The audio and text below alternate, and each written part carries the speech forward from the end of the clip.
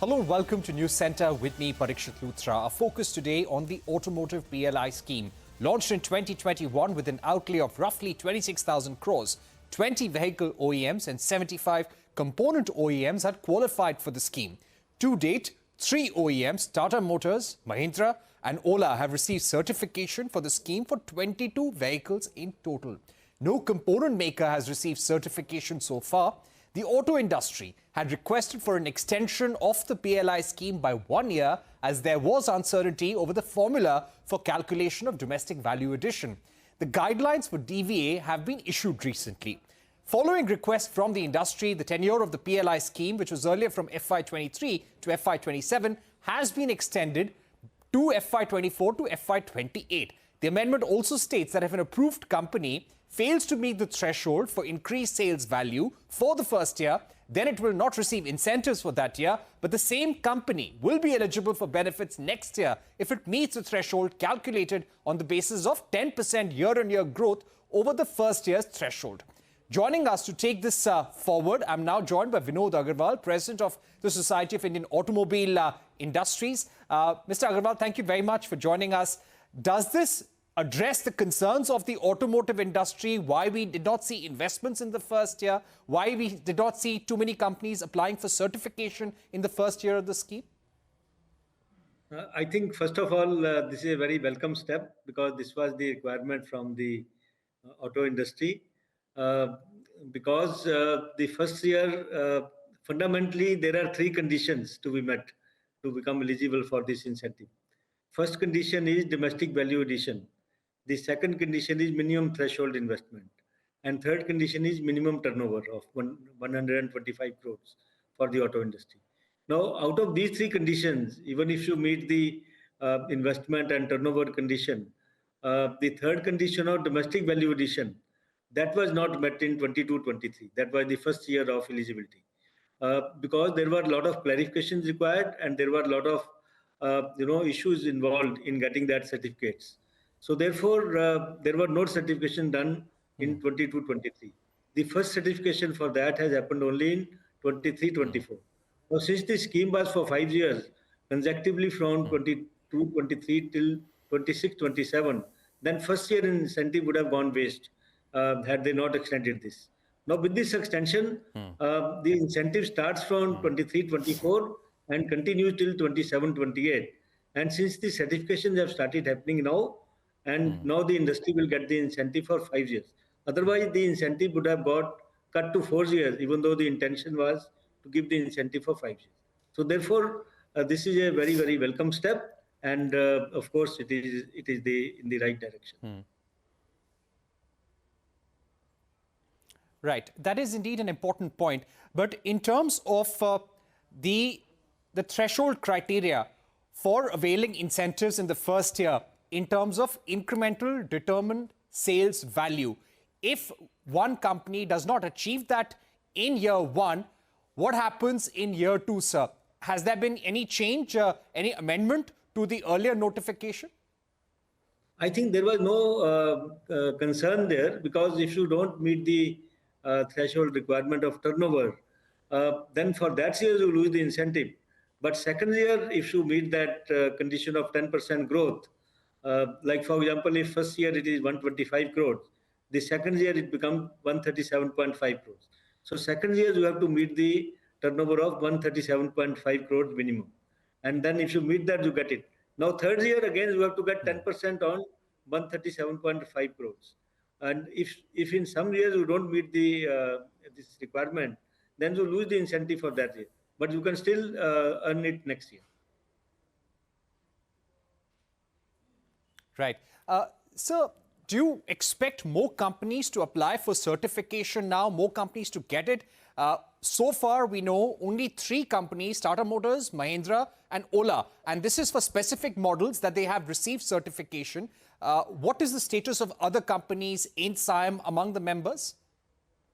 I think the eligible companies who have got approved under the scheme, they would have applied. We don't get the status of each company. But of course, I think every company would have applied, and their application must be under the consideration of the certifying agencies. because they have to certify it. They have to do the checking. They have to do the various verifications, and it must be going through the process. So I'm sure more certification will happen.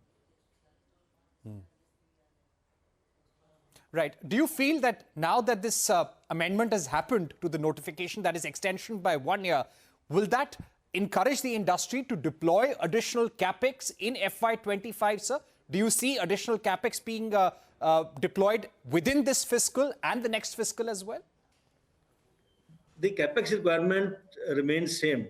In fact, the capex requirement starts from 22-23, because since the scheme was announced in 81 and in September 2021, now the investments started happening from 22-23. So therefore, those investments still will be considered as eligible investments. So first year, if the eligible investment was 300 crores, and second year cumulative was 800 crores, and third year cumulative, I think, is 1400 crores, then it has to go up to 2000 crores in 5 years. So therefore, you have to meet those cumulative investment requirements to be eligible for this incentive. How do you expect this to transform the auto industry, sir, in the next 5 years? What is the domestic value addition that we will achieve, the localization levels that we will achieve, and will this result in an inflection point for the automotive industry, according to you? No, this is absolutely in line with the Atmanirbhar Bharat, because today, if you look at the electric vehicles, the import content is very high. And the whole objective of the government is that to make the investments in these new technologies and start producing these components in the country. So therefore, it will encourage more domestic production of these vehicles and the components. And when you produce domestic these imported parts in the country, of course, this is good for the economy and good for the country. So the objective of this scheme is encouraging the domestic production of these vehicles. All right. So you feel that this will push the localization of the automotive industry. Mr. Aggarwal, thank you very much for joining us on the program, giving us your perspective on the revised PLI scheme for the automotive sector and the components industry as well. Thank you. Thank you so much. All right. Keeping our focus on the automotive PLI scheme, we are now joined by Sudhir Mehta, Chairman and MD at Pinnacle Industries. Mr. Mehta, thank you very much for joining us on the program today. The industry is saying this is a welcome move. Do you feel that this will encourage more component players to seek certification as well? There were 75 component players, apart from 20 vehicle OEMs, which had received approval for this scheme, but they had not got certification. What is the status of component makers as far as their certification applications go? So good evening, Parikshit. The answer is absolutely yes. The auto industry was welcoming the scheme when it first came, and I think the amendments are very much welcome. It takes time to make investments, and I think the government is recognizing that. By the time the scheme came, then the policy amendments were carried out, the policy clarifications were made.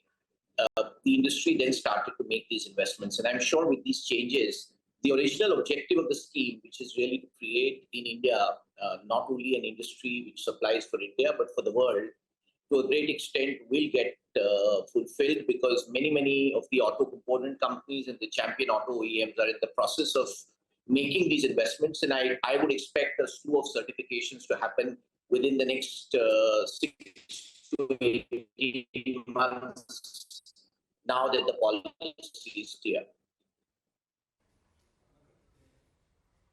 Right.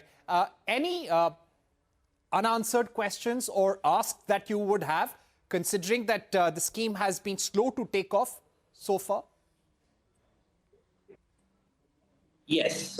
One thing which is not clarified in the scheme so far is the investment thresholds for each particular year. Now that the government has postponed the scheme by 1 year by allowing companies to make their investments 1 year later, I think there needs to be some sort of a clarification which comes in on the threshold investments for 1 year. Because again, By the time the policy was notified, the policies came in, the manufacturers needed time to do this, and this is still not clear. So I hope some kind of clarification will be made on the delays in investment also, which in the case of the telecom PLI, when it was changed, the investment thresholds by year were also changed.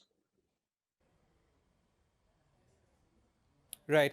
The 50% domestic value addition criteria, how difficult is this for component makers to reach that level of value addition, according to you? I think it will happen. It's a fair ask of the government because any scheme which has an incentive will certainly have some conditions attached to it. And to have 50% value addition, I think is a fair ask of the government. I'm very confident the auto and the auto component industry will achieve this because the numbers specifically on the new age sectors like electric vehicles, hydrogen vehicles, the market opportunity is very big, and many of the component makers are now setting up large capacities which will cater to not only India but also export markets. And consequently, to achieve that 50% numbers will be possible. It will take some time, but it will happen. All right, we've run out of time, but Mr. Mehta, thank you very much for joining us on the program, giving us your view on the auto component and the champion vehicle OEM PLI scheme and what more needs to be done. On that note, we take a short break, but coming up, car makers had a strong 2023 with sales crossing the 4 million mark in the last calendar year. A special discussion with Vinod, Chief Operating Officer of Hyundai Motors, when we are back.